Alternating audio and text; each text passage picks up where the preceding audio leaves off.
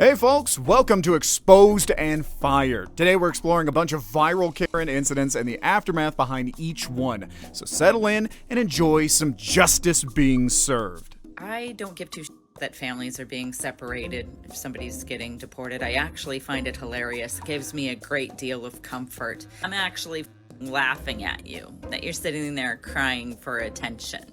Okay. Welcome April Martison, also known as Melody, who picked up her phone and thought, you know what?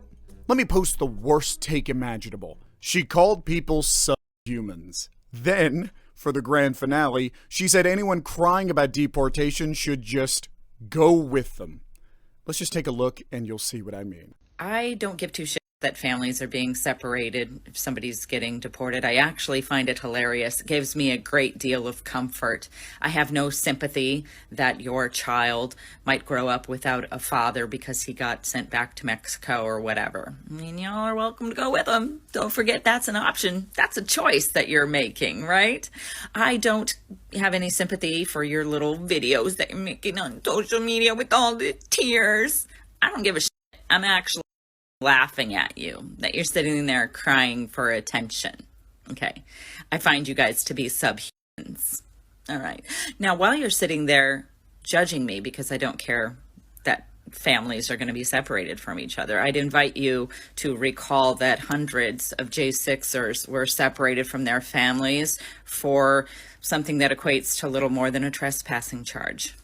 Where were you then? Okay, bye. Of course, the internet wasn't about to let this one slide. It didn't take long before April's identity was uncovered, and surprise, surprise, she worked at a company called Bidadoo. Good name. On a side note, I think I might set up a bingo game for these videos because so many of these Karens follow the same storyline. They get caught acting stupid, they get exposed, they start playing the victim card, and then they get fired. It's a whole set, and I think it'd be hilarious, honestly. Let me know in the comments what you think of this idea. So, back to the story. Of course, the internet loves making examples of people like this. In no time, people found out where she worked and what she did for a living. So yeah, hello, April? And boy, did Bidadoo take a hit. The company was flooded with negative reviews, and their reputation tanked overnight. Clearly, realizing the damage control needed to happen fast, Bidadoo released a statement, and let me tell you, it was a banger. At Bidadoo, we hold ourselves to the highest standards of professionalism. We understand that the personal views expressed that surface through an online alias on an individual's social media post were deeply offensive. We can assure you that these personal views do not reflect the thoughts or values we strive to uphold as a company. We have taken decisive action. The incident has been reported to the police and FBI to monitor and deal with any potential risks or threats. The person involved has been contacted and is no longer with Bidadoo. Our team thanks you for understanding and continued support. Sincerely, Team Bidadoo. Are you not entertained? Just look at this response. A solid one if I do say so myself. She got fired, the situation was reported to the police, and they even had the FBI look into the case. Now, while the statement seemed to have restored the company's reputation to some degree, according to @TizzyENT, things escalated so much that Bidadoo had to bring in extra security to protect their office. Some employees were even told to work from home out of safety concerns. And in this case, her words have an impact on her former employer as well. I was told through someone that is associated or works there that they had to have a police presence at their offices in Seattle today, that they're allowing employees to work from home because of the threats and the fear of retaliation from people. All of this because April, aka Melody, decided to be that person. And ironically, this isn't even her first time. She's had multiple social media accounts reported and taken down for the same kind of toxic nonsense. And based on the fact she's had multiple accounts and she is a known poster, this is like what she lives for. And it finally, her around finally is finding out. And like I said, well deserved, so. I bet she didn't see this one coming, honestly. Not only did she get roasted by the entire internet, but she also lost her job and her reputation. So yeah, just like that, we have two perfect examples of what happens when you think you're untouchable, but forget that the TikTok FBI never sleeps. Cheryl learned the hard way that nobody cares about your taxes when you're a rapist. And April, well, calling people human turned out to be a surefire way to lose everything.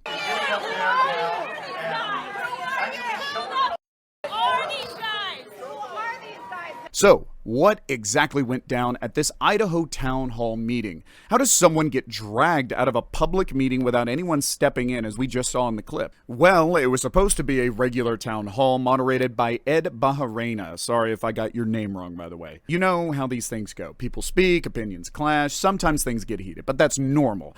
Except, apparently, the Kootenai County Sheriff, Bob Norris, decided that disagreeing was against the rules. At some point, he singled out a woman who dared to have a different opinion than the speaker, and instead of addressing her concerns like a professional, he personally tried to remove her. When that didn't work out, he called in backup. Not law enforcement, though. No. Just some random, unidentified, non-uniformed men. And just like that, they dragged her out. Women are dying. Ever since the Roe versus Wade, so doctors are protected against having to be forced to do abortions. All right, hold on one moment here. Okay, again, you folks who are just popping off with stupid remarks, you're not taking into account the people sitting next to you. There's a bunch of people that came here to hear them.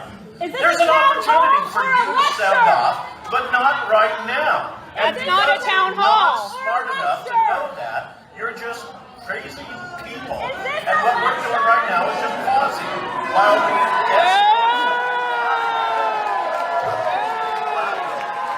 get them out.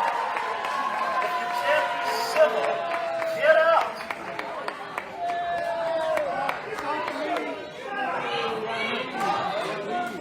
Get up or be arrested. So you know, folks, when our nation began, there was some really You're gonna arrest her?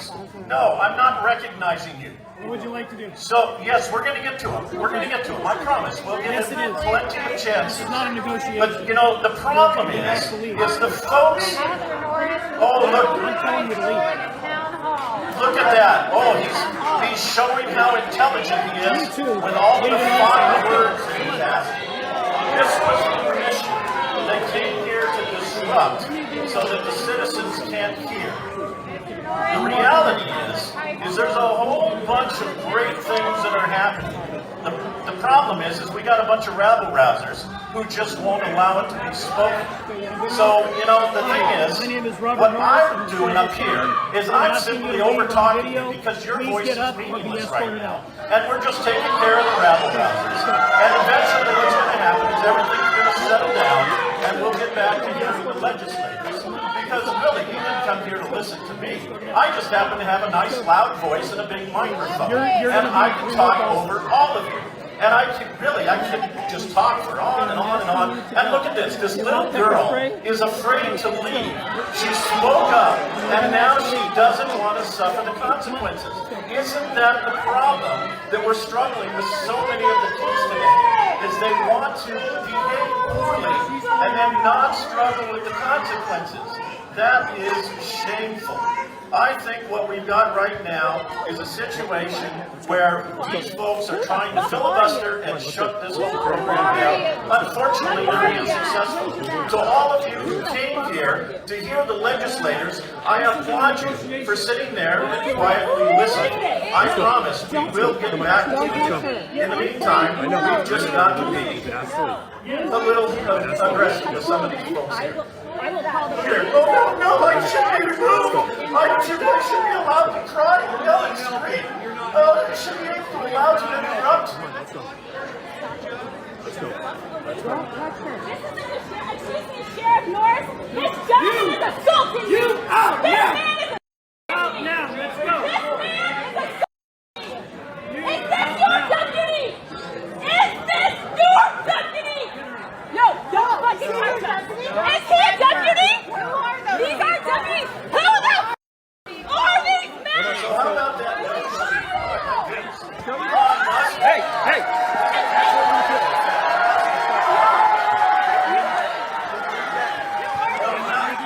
It's too bad that we have some 150-year-old Social Security recipients.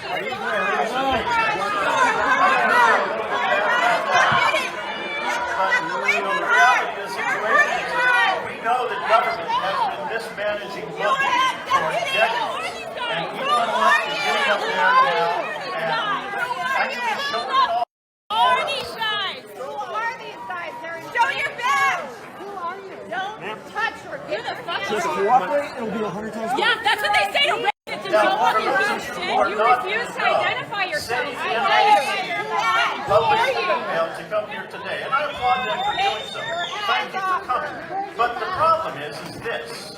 They didn't come here to listen. They came here to enter. So, the speaker was addressing diversity, and unsurprisingly, people in the audience had opinions. One of them was the woman we saw being dragged out, so instead of handling it like any other public meeting where debates are expected, Sheriff Bob Norris decided she was the problem, and he walked up to her and said, "Leave or get arrested." Excuse me, what happened to freedom of speech? When she refused to back down, he ordered a bunch of dudes who had no visible badges to remove her. As they approached, the woman asked one very reasonable question. "Where is your badge?" They ignored her and dragged her out anyway. It didn't take long for people to identify him, and as you'd expect, they headed straight to his Instagram. Surprise, surprise. He hadn't posted since 2022, but following this incident, he suddenly became active again, posting content that felt, let's just say, suspiciously aligned with a very specific crowd. I mean, just look at this. It looks like we've uncovered some audio from last year revealing that the sheriff has had it out for the woman he used a private security firm to kidnap from a town hall event. That have said things that are false. And Teresa Bornpaul, and I think she's running, I will call her out. She's another activist. We need to make sure that we don't elect activist leaders in this community. We need to make sure we don't do that. In my opinion, there are a couple of city council members that are on the city Coeur d'Alene council that are more of an activist than they are representing. Christie was one of them.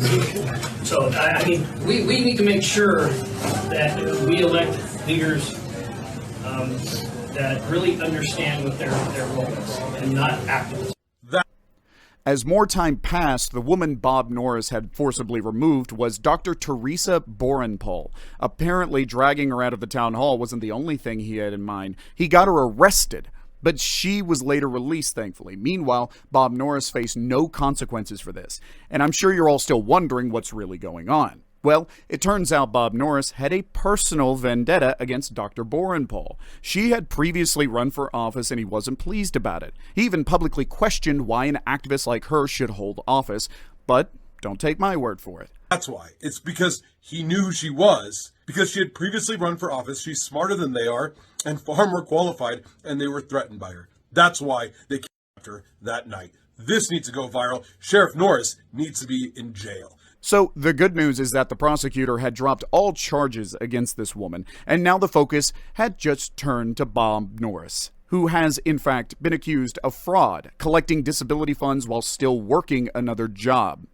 That is terrifying. A gang in control of a police department. Of course, it's what we've been saying all this time, but now you can see it. He left that job, but still collects disability from it. How do you collect disability for a job you're currently doing somewhere else? Is that not fraud? He's also very dishonest about his residency, and that is, of course, to cheat his taxes. And it's not for nothing, but dude doesn't return his library books.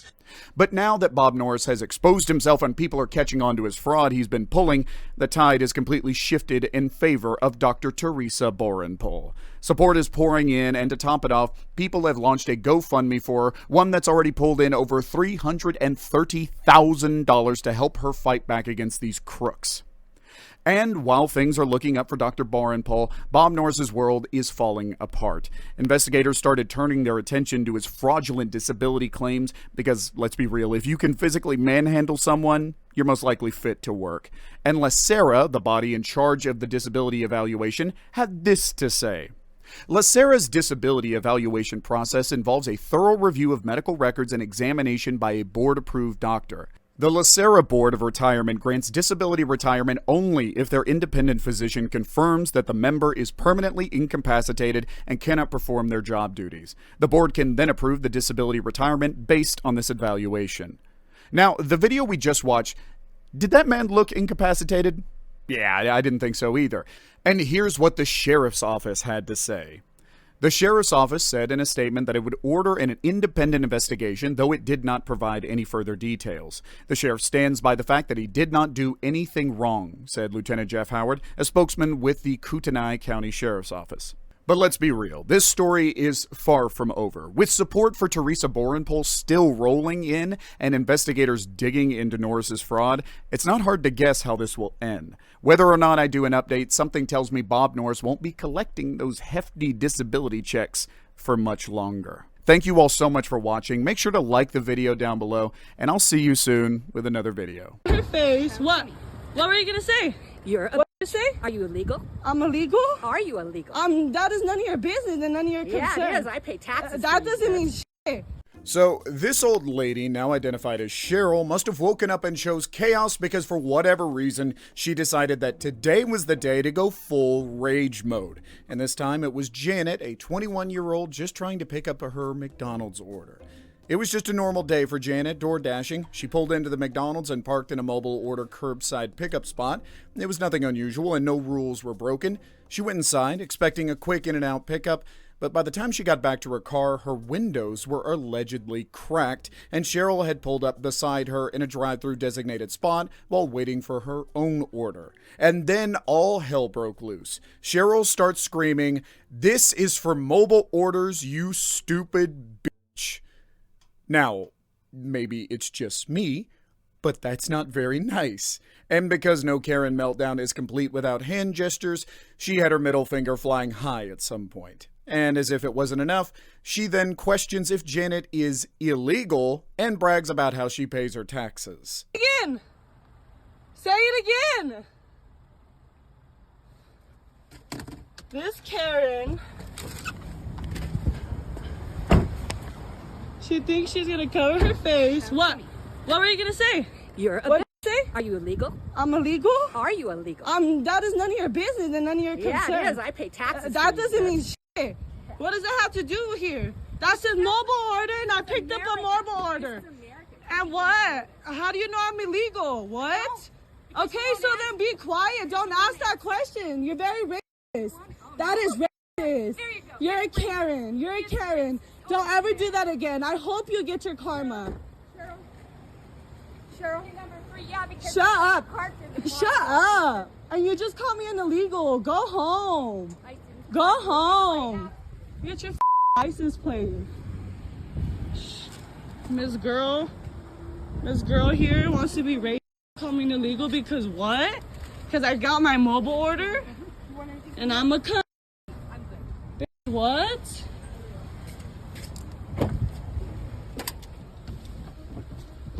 I love the classic "I pay taxes" flex. It's always the go-to line for most Karens. Well, good for you, Cheryl. I'm sure you've been itching to let that one out. Now, just to be clear, Janet wasn't even in the wrong, as you saw in the video, but even if she had been parked incorrectly, how did we suddenly go from wrong parking to questioning their immigration status, especially considering what ICE has been up to lately?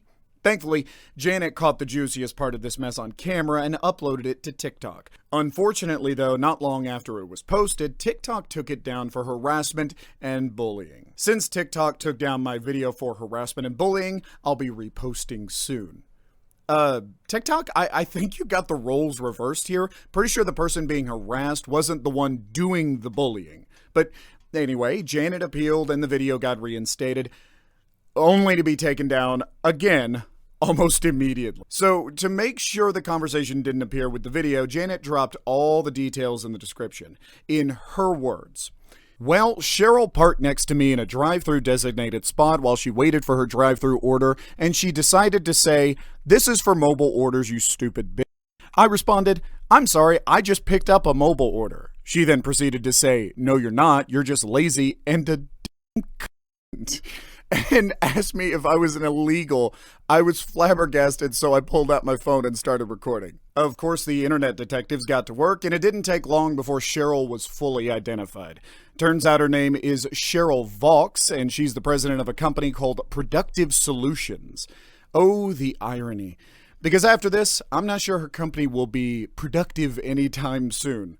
Once Cheryl's identity was out, the internet did the exact same thing Cheryl did to Janet. They went ballistic. TikTok and Instagram users started calling for a boycott, and before long, Productive Solutions' official website, productivesolutions.net, mysteriously went under. But that wasn't all. Yelp also took a hit. Within days, the company's page was bombarded with over 200 scathing reviews, dropping its rating to a miserable 1 star. Eventually, Yelp had to disable comments and even joined in on the chaos. And if that wasn't enough, people started uploading screenshots and videos of the incident directly to Productive Solutions' Yelp page. I mean, at this point, it just keeps getting better for Janet and worse for Cheryl. But if you thought Cheryl was done, think again, because she gave her side of the story. Vaughn told the RGJ the incident escalated due to her own lack of self-control. She said she was reading news on her phone that made her angry as she was waiting for her food. That's it? Out of all the possible excuses, she said that she was reading the news on her phone and it made her angry. Really? Cheryl, that's the best you got? If reading the news makes you that mad, maybe just put your phone down, meditate, punch a pillow, literally anything other than verbally assaulting strangers? She then followed up with this flimsy excuse by saying, "As someone with a short temper, I allowed my anger to get the best of me and directed that anger at the young woman as she exited McDonald's. I believed she had taken up a spot reserved for mobile orders," Vaughn said. Vaughn said she understands the consequences of her actions, but asks that death threats and negative comments directed at her family and her daughter's business stop. "We all have bad days. Most of them aren't captured on video and circulated on the internet," Vaughn said. "I will continue to reflect on my behavior and strive to learn from the mistakes I've made." Here's what Janet had to say. Chavez said she understands there might have been some miscommunication, but doesn't believe it should have escalated the way that it did. Chavez was already in the spot when she ran into the store to check on the order. She works a second job as a delivery driver for DoorDash. So, we've just learned why Cheryl hasn't been fired yet. Her daughter runs Productive Solutions. I just gotta say, I do feel bad for the daughter because her mom essentially dragged her through all of this mess, and now her company's reputation is down the drain. I didn't touch you. Shut the up. Give me my keys. Just give her. Get the out my. If there's one thing we've learned from the internet, it's that cameras don't lie, which makes it pretty awkward when someone treats valet workers like trash and then acts shocked when the internet rolls the footage. So, what really happened? On January 28th, 2025, this lady right here was asked to pay for her valet, but she had forgotten to get her ticket validated. Now, here's where it gets interesting. Despite saying she's rich and looking down on the workers, she wasn't particularly happy about spending $50. A measly $50, I might add, since she claims to be so rich. And since she didn't want to pay, well, this happened. Why don't you say it again about us getting kicked out? You're a What else? got it. What else? Just doing good things. You guys trick people. Yeah. You guys kill people. Right? Take your $50 and suck. Give me my change. I'm rich. You're poor. Difference. You're poor of soul. Yep. Poor. You're poor of soul. Dá a chave dela, Deixa eu ver. Não, joga o carro dela lá na casa do cara. Wanna record me? Wanna record me? Shut the I didn't touch you. Shut the up. Give me my keys. Just give her. Get the out my. Yeah, she just cursed them out, throwing racial slurs and referencing one of those infamous uses of the R and K word. Unfortunately for her, a bystander captured everything and uploaded this whole spectacle on Instagram. And let's just say things have spiraled downhill faster than she probably expected. First, thanks to our internet investigators, she was identified as Florence Mirsky, aka Miss Flojo, the owner and founder of CocoNugs.com. Here is her official Instagram account. And here is her website, CocoNugs.com. And hey, we've seen enough of these situations to know exactly how this was going to end. The comments were far from great, and her business has been forced to take a halt. I mean, just look at the reviews on Trustpilot. That's what happens when you run a business where you're the face of the brand and decide to act like a Karen. So, of course, like any Karen that gets a taste of their consequences, she pulls out the victim card, explaining what she called her side of the story.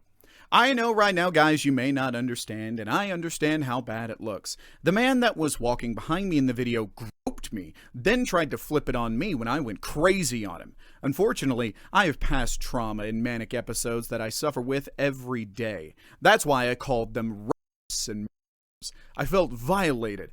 Everyone that knows me knows I have a big heart and love for everyone. I come from immigrant parents as well. Mental health issues are real, and I didn't mean to hurt anyone. Broken heart emoji. Now let's take a look at the video following this statement. Comments.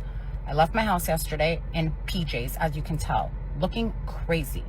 And when I was walking out of the scrub, the valet guy grabbed my ass, and I should have just punched about my child and not wanting to go to jail. So I lashed out and I called him a whack, and I'm so wrong for that, but I felt so violated. I should have just shut my mouth, called the police, and that's it.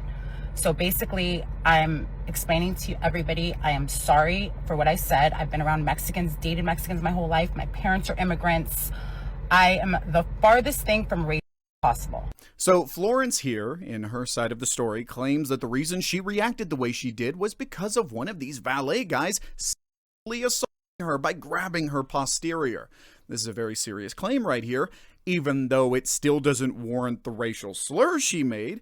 But hey, you never really know how someone will react to an assault, right? Well, that might be true if Florence wasn't actually twisting the story to fit her own narrative. I know, very surprising. Here is the juicy part. The bystander who actually recorded and posted this incident on Instagram returned to the valet spot to confirm these claims. In front of the restaurant, the valet where that occurred, and I asked the valet if they heard about it and what they think happened, and the consensus was that if she actually was assaulted, that there would be footage of it on the cameras, and that there's other cameras here if that were to have been the case. You'd also have to imagine if she was yelling at them and being as really heinous as she was, why wouldn't she have mentioned that she was just so assaulted? You'd have to imagine she would have mentioned that. Instead, she said racial epithets and slurs. It said that was right and they're all R words. I'm not buying it. Well, I'm not buying that either. Yes, knowing as upset as she was, she definitely would have mentioned that she was serious at some point during the whole ordeal. On top of that, this person's camera suggestion was the final piece that completed the puzzle. So now we can finally find out whether the valet guy actually her or if she's just making it all up. At this point, Florence is probably thinking about those cameras too, so she decided to head back to the valet spot and apologize. Made a with my mouth. I'm the farthest thing from race. Like, is this what you guys wanted from me? You guys are affecting everybody in my life right now. Like, I am taking accountability. Like, please, enough. I'm going to apologize to the man that grabbed my. I don't even care What the guy did to me. At least let's be honest. I'm apologizing to you. Please. So you accept my apology and then what? But you know what the guy did. He's not even here today. But why? I know, but you know what the guy did to me. So please, at least be real. I'm the farthest thing from possible. I told you, you're a good-looking guy with green eyes. Do you think I have any race? All my partners are Spanish, Vietnamese, everything. Can you at least admit what the guy did to me, please? Can you admit what the guy did? The license plate is 255. Can you admit what the guy did, please? At least that. Just admit what the guy did, please. Just admit it, please. Please, they're gonna show the cameras. You guys are gonna look crazy. But something still isn't adding up, because sure, Florence is apologizing, but she's also doubling down on her claim that one of the valet guys grabbed her ass. And she's not just insisting, she's begging one of them on camera to admit that she was sexually assaulted. It's pretty clear what's going on here. She knows the CCTV footage will expose her, so she's trying to force a confession. That way, when the footage drops, she can at least point to the valet's admission as some kind of defense. Now, we've got two separate issues on our hands: racial abuse and a serious accusation of sexual assault. They're not mutually exclusive, but somehow Florence wants one to exist without the other. And let's not forget, she's doing all this while claiming she's definitely not racist. Indeed, Florence is not racist. She is much more than that. Much worse. And don't take my word for it. Check out these comments and messages from people who've had their own run-ins with Miss Flojo. I had a run-in with this woman a few months ago at my gym. She said a bunch of homophobic and racist stuff to me. So this doesn't surprise me at all. This is just who she is. Have seen her do the same at my gym. It was insane. She tried to fight me and the valet at BLVD in Sherman Oaks. She is an angry, miserable, and disgusting human. Yep, looks like the lady who assaulted me at the Erewhon parking lot for wearing my keffiyeh on May 13th, 2024. She also had a lawsuit that she made claiming she was raped at the W Hotel, which she lost. Even TikTok user @TizzyENT wasn't having any of it. I think she wants us to believe that she's the furthest thing from racist and not to split hairs. But if we're talking degrees of not racist, the furthest thing, like the farthest out, doesn't ever use a slur. Ever. That would be the furthest. Not saying you're a full-blown racist like 24/7, but let's find some middle ground here. Anyway, an update surfaced that Florence has been banned from valet service locations, and the police showed up during her dramatic apology tour. Probably someone called them this time, and they are now aware of the situation. Here's an update from a reliable source. It says she has been banned from the location they service and potentially the restaurant as well. Apparently, the police showed up during her little apology tour and are very much aware of the situation. This is what's happened since. With the police now involved, everyone was hoping the truth would finally come out, but before it even got to that point, Florence decided, you know what? I'm just gonna come clean. So she was granted a live interview with an Instagram user who had been reporting the case since the beginning at Mr. Checkpoint. I want to actually start with the first thing. There was like an allegation made of a I made a fucking mistake. Like, farthest thing since like existing everybody in my life right now. No, but you know what the guy did to me. right? Correct. Can we just be clear right from the beginning? Did that happen? Yeah, so it did not happen. What happened was I was in the car and my girlfriend called me and she's like, what do you happen? And she's like, just, I don't know, just say something that bad happened that you had to do that. Quick and erased it. And I guess the internet picked it up. It was like awful because I didn't realize, like I said, when if God forbid somebody would have called me, I would have told them that never occurred, but how it could affect somebody. Something did occur, but it was never a reason for me to go as crazy as I went. Following the interview, she made a few story posts openly admitting that no one grabbed her posterior and that she lied to save face. I love Mexicans and all people of colors and religion. I did what I could today and to apologize to the two men that did nothing to me. I am in a calm state of mind and I know I'm the farthest thing to a rapist. Just a spoiled brat with a dirty mouth. And that's the realest I can be. Sorry, everyone. And again, in another entirely different interview, Florence was asked point blank if any of the valets assaulted her, and she said no. The guy touch you or did he not touch you? The guy did not touch me. So why did you say that? Because I was frantic and I didn't know what to do because of the fact that I did something so... So yes, we now have the truth. There was no assault, she lied, and now she's taking full accountability for her actions. Mind you, accountability, not consequences. Because another Instagram user who hosted the second episode of the interview called this out directly, and she was too astounded to deny it. I never, ever meant anything I said. I never meant one word I said. I don't know how else to convince anybody. I would, if I could chop off my arm and convince somebody, I would. Thank you. Thank you. Okay, let me just, I want to, thank you for saying that. Now let me. It's so frustrating. I want to highlight what you just said. No problem. If no I could problem. cut my arm off to convince you, I would, because what that means is I'll do anything if I could just get you to believe me, because this is about you. This is about you. Yes, No, it is. it's Yes, not. it is. Oh. It's about you being believed. It's about I know what you're doing to me, and it's fine. People that It's you fine. attack with blatant. You understand what's happening in this country right now? There are mass deportations happening by ICE across this country, and the way that those mass deportations have been justified is through the exact same rhetoric that you used in that video that we all saw. So I refuse to accept that it came from a place of ignorance, because you are very specific in your language. You use the same language that's been used to justify mothers and fathers being ripped away from their children, people being taken out of their workplace, people's wives being enslaved. I'm so sorry to interrupt you. They say that Jews kill Arabs and Hamas. That's how it all came about. They say different things. They say other people kill other countries. I said, you guys are killers and racists. What do they say about every country that goes to war? Thank you. There's I'm sorry. I've never in my life ever seen that in my entire life. But you just coincidentally use the same language? Yes, because that's what people call people when they're at work. I would believe you if you were coming from a place of honesty, but I'm only coming from a place of honesty. In the middle of these exposés, Florence made her Instagram account private and locked her comment section to prevent further damage to her personal brand and business. But at this point, the damage was already done. And in a last-ditch effort to save what's left of the brand, her management team fired her and also stripped her of all of her shares in the company.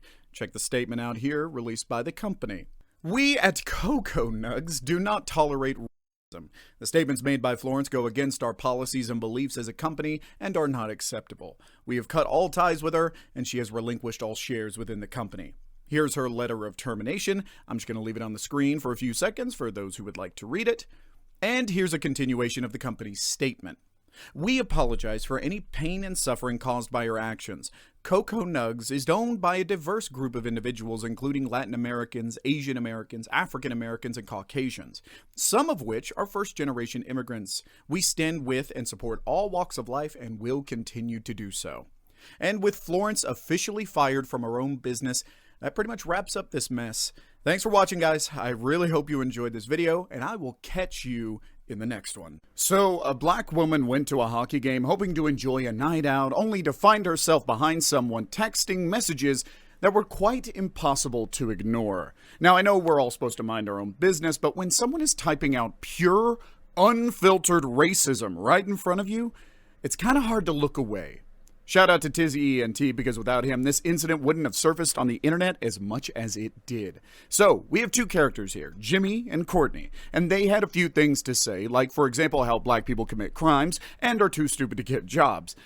Yeah, let's take a look. Jimmy's messages are in gray and Courtney's are in blue. Courtney. Now, we can't really make out what she said in the beginning, but employment, education, and the criminal justice system. Serbia is considered one of the most racist countries. Jimmy. That's hilarious. So they're saying America is racist because schools in the hood are worse, and black people commit crimes and are too lazy and stupid to get jobs. Then a bit later we have, Courtney, you didn't know that? Jimmy. I do know about that. It's just crazy. Black people probably have more experiences because the hood is such a social environment. They don't travel the world like us rich whites. Right, and they say, like in the reading comprehensions parts of tests, that it isn't, whatever else she was trying to say. Then Jimmy pulls out a real winner. The CIA has done mean things to black people and abortion targeted black people. But overall, nobody has been so kind and welcoming as the white world. So just to be clear, Jimmy fully acknowledges the systemic racism exists. He literally admits that the government has actively harmed black communities, but then somehow concludes that white people are actually the kindest? And then Courtney chimes in with this gem.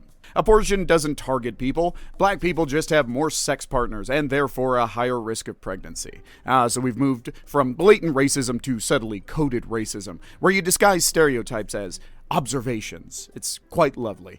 And then, of course, we get to the classic woke people are brain dead moment, where Jimmy decides to complain that black students have an easier time getting into college. Woke people are brain dead. It's easier for black people to get into college than whites because colleges want to take people from poverty. To which Courtney replies, it is hardest for white females in suburban areas to get into college. We have the highest GPAs and colleges want diversity. So they won't take us even for our grades, test scores, and extracurriculars. Right, because we all know how college admissions works. Ignore actual qualifications and just spin a giant diversity wheel, basically. Now, if you thought that was the worst of it, just buckle up. And this isn't all of it, because the final straw for her, and she was too upset when she saw this, to think to pull out her phone and try and record it. Her partner was trying to console her, okay? But she swears on everything, and I have talked to her and confirmed this, that she then saw Jimmy text to the woman and say, "I wish whites would kill all blacks, as well as I want to commit genocide." And what got her so upset, as bad as that is, was that the woman texting with him just sort of moved on from it, like continued the conversation. Wasn't like, "What the f*** are you talking about?" Tizzy ENT raises a good point here. This dude was openly wishing for genocide. And what did Courtney do in response? Move on. No shock, no disgust. And that, my friends, is how you know this isn't just casual racism, it's straight up embedded in their worldview. Here's where things get interesting, or rather, here's where the name of my channel makes perfect sense. The hockey game ends, Courtney gets up with the kids she was with, and this gives the black woman behind her just enough time to get a clear image of the person in question. But after hours of this, that woman got up to leave, and she got a very clear image of her. And then she messaged me after posting her video on TikTok and asked if I could help with this. And it took me very little time, quite frankly, to take this image, and from that, find this image of that woman attending a Capitals game. She also said that this looked like the young children she was with. That image led me to this image, which led me to this very professional-looking picture that is on the website of her employer. That employer being One Alpine Group, which you can see from this LinkedIn is listed as a top 20 DC lobbying firm. And as you can see on their employment page, she's right there, Courtney Johnson, listed as a principal with Alpine Group.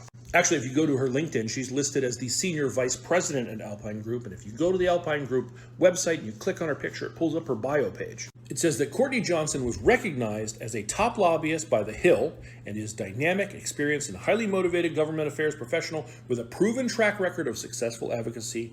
And she has spearheaded and executed numerous advocacy campaigns on major health legislation. Yeah, so it turns out she had worked on multiple health policy campaigns, and considering her dismissive comments about race and abortion, it's unsettling to think that she had influence over major legislative decisions.